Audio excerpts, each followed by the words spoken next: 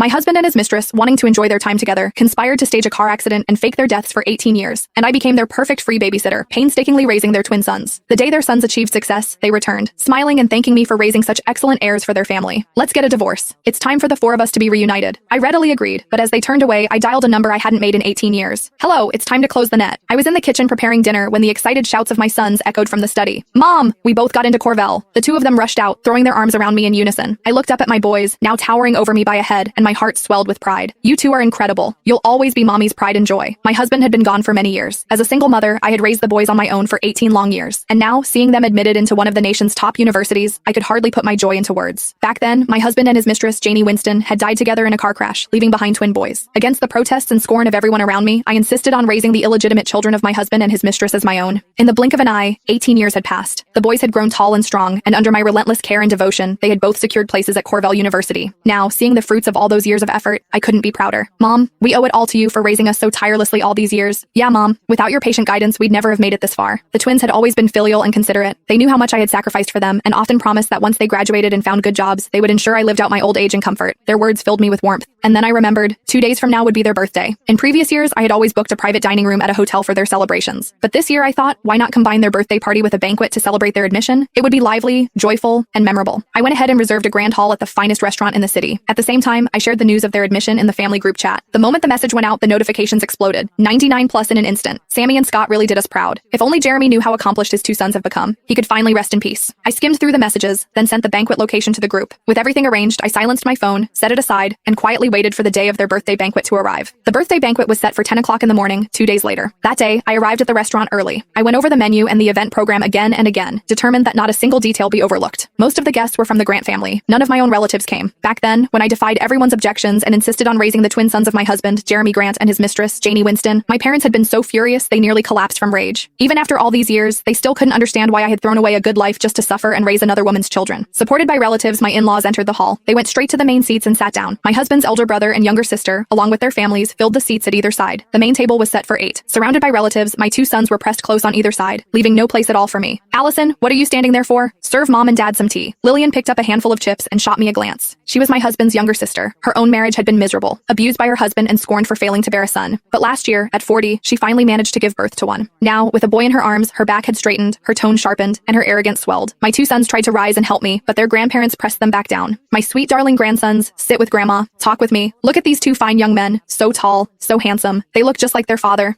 I'd say they take after Janie more, Jeremy's brother muttered. My in-laws shot him a glare so sharp he shrank back into silence. I circled the main table, pouring tea, refilling wine glasses. Finally, unable to bear it,